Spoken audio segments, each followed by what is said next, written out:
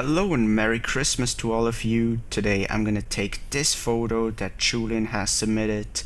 Absolutely beautiful picture. I'm gonna take it into Lightroom and I'm gonna try to edit it. So this is the unedited version of Julian's picture. Unfortunately it's a JPEG, but I still think the overall look, I definitely think I can show you what adjustments I would do on a picture like this. So I'm gonna start off by just raising the shadows quite a bit here, maybe not 100 but something like 60. Bringing down the highlights definitely retrieves a lot of saturation in the blues in the sky. I think I'm definitely gonna add quite a bit of contrast here in this photo. Maybe around 30 works pretty well, and I'm also gonna go just a little bit down into the blacks, and I might even raise the shadows up to 100 after all. And the whites, I don't think I'm gonna go too far with the whites here, just a tiny bit into the plus. And clarity, I really like the look that clarity gives on this building, but I don't really like it anywhere else. I might even go a little bit minus clarity because I think the whole picture is relatively harsh, so by just going a little bit minus it gives back some of the softness, and I think that works quite well. So, but that said, I really like clarity on this building, so I'm gonna grab an adjustment brush and just add some clarity on this building right here, and you see the difference before and after. Let's see, white balance. I actually think the white balance is just fine, and the tint, I might even go a little bit into the greens here. Yeah, just a tiny bit. And let me see, I think the overall picture looks pretty good, but I think I might even go even further into the contrast than I thought before, just to give it even more of a pop. And speaking of that, I am going to add quite a bit of saturation. Let's see if I want to add saturation or vibrance. I actually think this is one of the rare cases where saturation actually works better, just because it pronounces these greens much more. So I'm gonna raise the saturation by quite a bit here, and I think it looks pretty good overall, but the blue tones are just a little bit too much. So I'm just gonna go straight away down to the HSL tool and just bring down some of these blue tones in the sky, and go back to the tonal curve and just play around with these sliders here. I think I'm going to bring up the highlights. Doesn't really have that big of an impact in the sky in this case, but definitely in the foreground I think it works pretty well. And of course just playing around with these other sliders. Keep in mind that these JPEG edits aren't really, full-blown tutorials where I wanna show you everything about sharpening and how to get at the end the best possible and most detail in your photo. It's really about the overall look, since probably most of you hopefully shoot in RAW. So I really just want to show you the overall look that I'm going for, and not really the detail adjustments that you're only gonna see when you print your picture anyways. So I'm gonna finish up by just trying out the point curve here, and maybe medium contrast works a little bit better. And I think the overall look is already pretty good. So if we look here, to the left is before and to the right is after.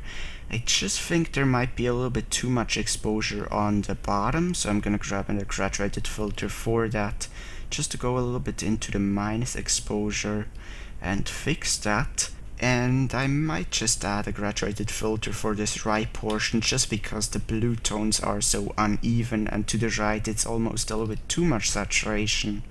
So I'm just gonna bring it down a little bit so we have a little bit more even saturation. And I might even try to add some vignetting in this photo.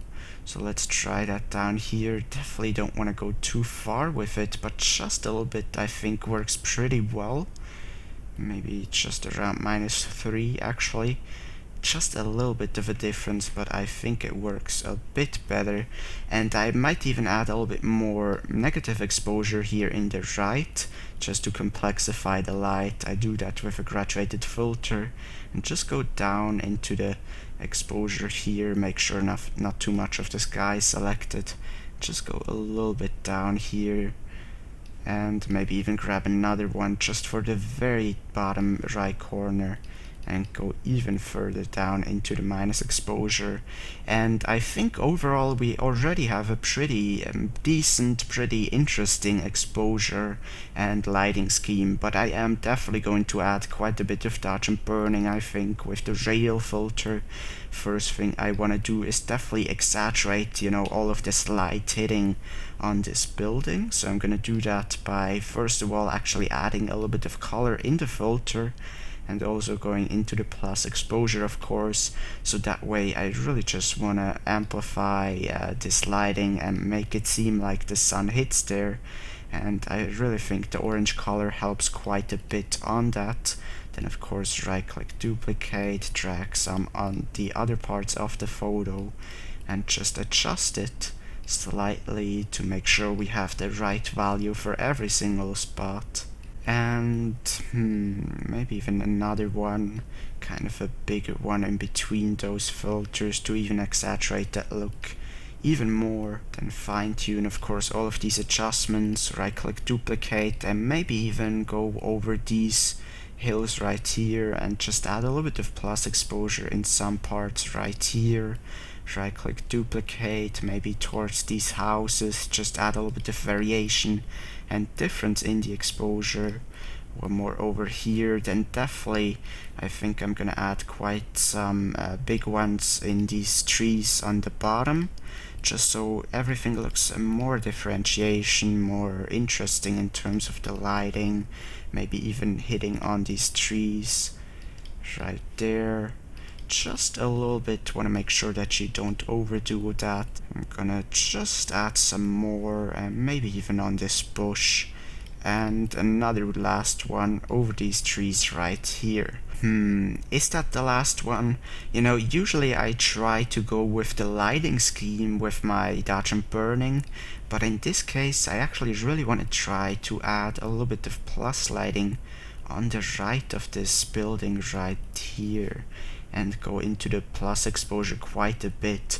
Now it doesn't really work for the lighting scheme, but I think it actually adds interest and it really doesn't look very unnatural at all. So I'm actually going to add even another one, or rather two here, just to add a little bit more interest. It's really something you have to you know, look out for, that you don't end up with it looking unnatural if you add dodge and burning on an area that really isn't exposed to the light. But in this case I actually think it really works. So let's just see the before dodge and burning and the after. And of course I've only added plus exposure, so now I'm going to add a little bit of minus exposure, just maybe in between some of these areas to add a little bit more contrast in between these areas, add a little bit more interest. Right click, duplicate, maybe just under this tree. I don't think I'm gonna add too many negative exposure rail filters, but just some might actually work to complexify the lighting scheme. Maybe over this left part, right click, duplicate, and maybe in between of these trees and the building. Another one over here, make that one pretty long and kind of angle it. And at the end I think I am pretty much done. There might just be a little bit too much saturation, so I'm gonna dial back just by a few points right here. So yeah, I think I'm done here. Keep in mind that this just is kind of to get the overall look that I would go for, and not really to get every single detail the best possible way. You know, if you would edit a picture for yourself, then you definitely want to go into the detail tool and remove chromatic aberration and all that stuff, but it's really not that big of a deal for the overall look. So here is the after picture, of course, here is the before, and I mean it's a world of difference here. Definitely a lot more saturation, a lot more alive. I might have just added a little bit too much of this rail filter right here. So yeah, at the end I definitely think this picture is way more solid, a lot more interesting.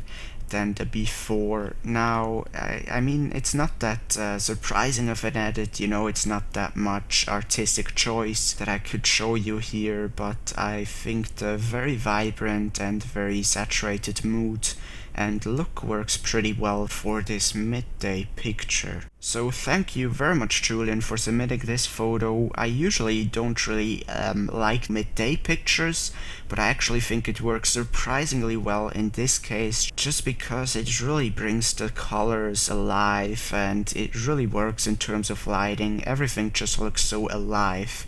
So once again, thank you very much for submitting, and thank you very much for watching. If you would like to submit your own photo, then be sure to check the link in the description down below. Subscribe for daily photography videos if you haven't done so already.